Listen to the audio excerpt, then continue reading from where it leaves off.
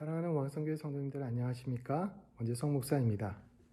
오늘 아침에는 새 나무의 이야기로 먼저 말씀을 나누고자 합니다. 옛날에 새 나무가 있었습니다. 이 새 나무는 각자 꿈이 있었는데요. 첫 번째 나무는 세상에서 가장 아름다운 보석 상자가 되고 싶다는 꿈을 가지고 있었습니다. 그래서 왕궁에서 그리고 그 왕비의 보석을 담은 귀한 상자로 입고 싶다는 꿈을 말했고요. 두 번째 나무는 힘센 배가 되어서 큰 배가 되어서 이 세상의 왕이나 큰 위대한 성장들을 태우고 바다를 항해하는 꿈을 꾸었습니다.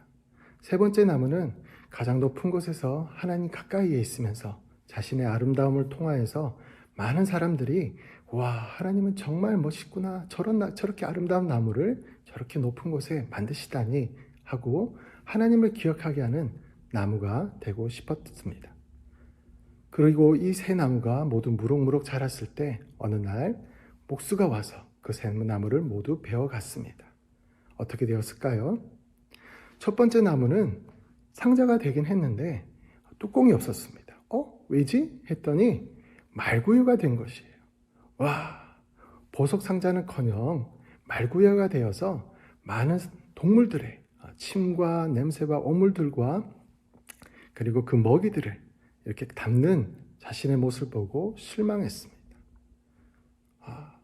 그런데 이게 웬일입니까?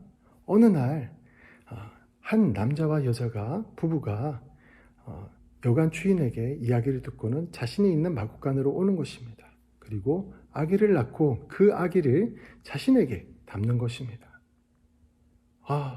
얼마나 가난한 사람들이라면 이렇게 나한테까지밖에 올 수 없었을까? 예쁜 침대에 누이지 못하고 하고 그 아기를 쳐다보고 있었는데 잠시 뒤에 동방박사들이 와서 그리고 목자들이 와서 천사가 나타나 이 땅에 메시아가 오셨다, 하나님의 아들이 탄생하셨다는 사실을 증거하며 말구유에 놓인 자기 안에 있는 그 아기를 향해서 경배하는 것을 봅니다. 그때 그 순간 첫 번째 나무는 깨달았습니다. 내가 왕과 왕비의 보석 상자는 아니지만 정말 이 세상에서 가장 귀한 보석을 내가 지금 담고 있구나. 두 번째 나무는 큰 배가 되진 않고 작은 고깃배가 되었습니다. 그리고 매일매일 어부들과 또 생선들을 이렇게 나르게 되었죠. 생선 냄새가 가득 배어있는 배의 모습처럼 그 상황에서 나는 정말 저 푸른 바다를 왕을 모시고 다니고 싶었는데 라며 자신의 현재의 모습을 슬퍼했지요. 그런데 어느 날 큰 폭풍우를 만나게 됩니다. 이리저리 휘둘리면서 여기서 내가 부서지는구나, 가라앉겠구나 라고 생각하고 있는데 자신의 한쪽에 자고 있던 사람이 일어나서 바다와 파도를 향하여서 그 폭풍을 향해서 바다야 바람아 잠잠하라 라고 말씀하는 것이 아닙니까? 그랬더니 정말 바다와 파도가 잠잠해졌습니다. 그 순간 두 번째 나무는 깨달았습니다. 내가 지금 왕과 선장과 위대한 장군은 아니지만 정말 이 바다와 파도까지도 잠잠케 하시는 세상에서 가장 위대한 분을 태우고 있구나. 세 번째 나무는 하나님과 더 가까이 있고 싶고 그리고 모든 사람들이 자신을 통해서 하나님을 더 알게 되기를 원했지요. 그런데 자신은 정작 아무것도 만들어지지 않은 채로 창고에 계속 몇 년간 박혀 있었습니다. 모든 사람에게 잊혀지는 존재가 되는 줄 알았습니다. 그런데 어느 날 자신을 꺼내서 로마 군인들이 한 사람에게 십자가를 만들어서 자신을 지게 각오하는 것을 봅니다. 모든 사람들이 어찌나 이 사람을 향해서 야유를 보내든지 그리고 이 사람은 머리에 가시면류관을 쓰고 온몸이 피투성이가 되어서 자신을 거의 끌고 가는 것도 지고 가는 것도 아주 힘들어 보였습니다. 그렇지만 그 야유 속에서도 그 험한 길도 자신을 붙잡은 손을 꼭 놓치지 않고 버리지 않고 마치 자신의 의무이냐 반드시 해야 될 사명이냐 자신을 붙잡고 끝까지 십자가를 지고 셋째 나무를 지고 언덕 위로 올라가는 것을 봅니다. 그리고 나무에 매달렸습니다.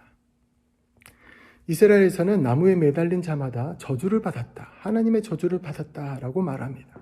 그런데 자신에게 매달린 이 남자를 보면서 사람들이 야유하고 저주하는 것을 보면서 내 꿈이 여기서 무너지는구나. 창고에 있는 것은 그래도 낫던 거구나. 이렇게 모든 사람들이 싫어하고 미워하고 저주하는, 그리고 하나님께서도 저주하고 싫어하시는 이런 사람을 들고 내가 마지막을 맞이하는구나 라고 세 번째 남을 생각했는데, 이 사람 왠지 이상합니다. 하나님께 기도합니다. 아버지, 저들을 위하여 저들의 죄를 용서하여 주시옵소서. 저들은 자기가 하는 일을 알지 못합니다.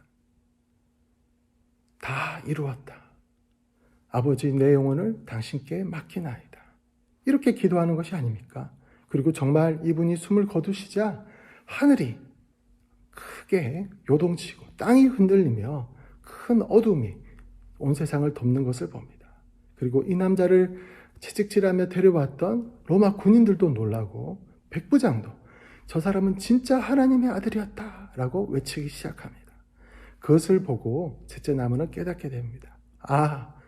내가 정말 나의 아름다움으로 하나님을 찬양하게 하고 싶었는데 가장 더럽고 가장 저주받고 가장 비참한 모습이라고 생각했던 이분을 통하여서 나를 많은 사람들이 기억하겠구나. 그렇죠?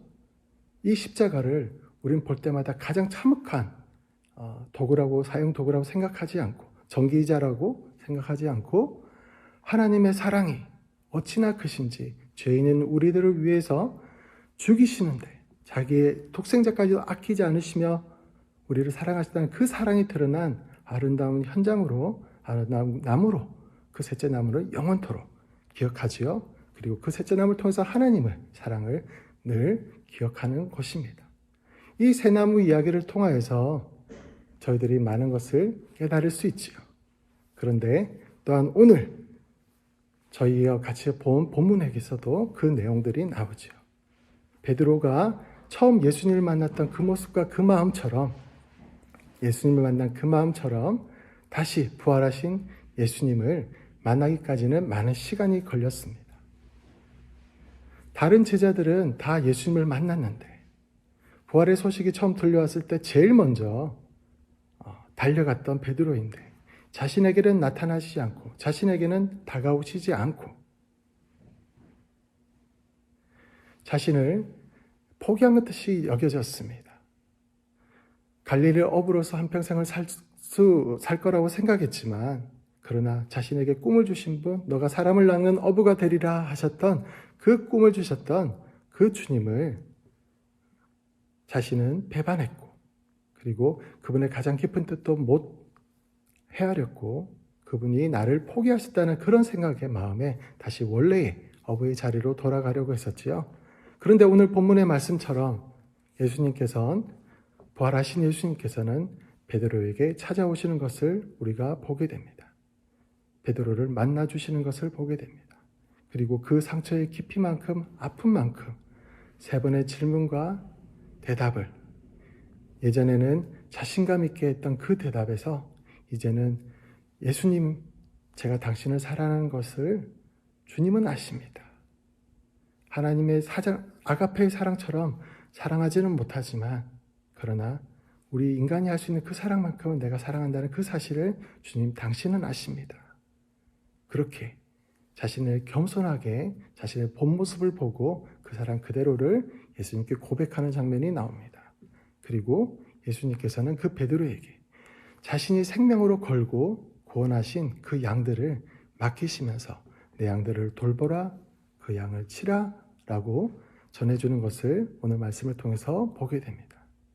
그렇습니다. 새나무 이야기처럼 우리의 인생이 변할 수 있는 것, 의미를 가질 수 있는 것, 그리고 또 새로운 꿈을 꿀 수 있는 것은 우리의 꿈이 이루어질 때만이 아니라 하나님 손에 이루어질 때 우리가 원했던 스케일보다 더 크게, 그리고 하나님께 기억되는 방식으로 하나님께서 사용하시는 너무 아름다운 이야기였죠. 베드로의 삶도 그러하였습니다.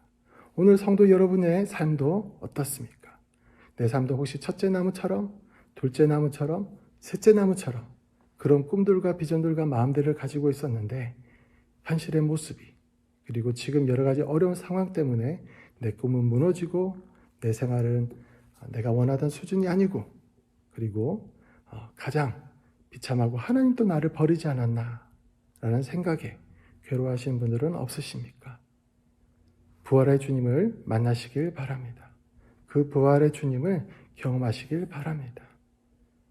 그 부활의 주님을 만났을 때 베드로가 다시 한번 일어났던 것처럼 오늘 성도님들의 삶 가운데도 그 부활의 주님을 만남으로 말미암아 새로운 소원과 꿈과 나를 사용하시는 그 주님을 하나님을 경험하게 되는 오늘 하루가 될 수 있게 주님의 이름으로 축원합니다.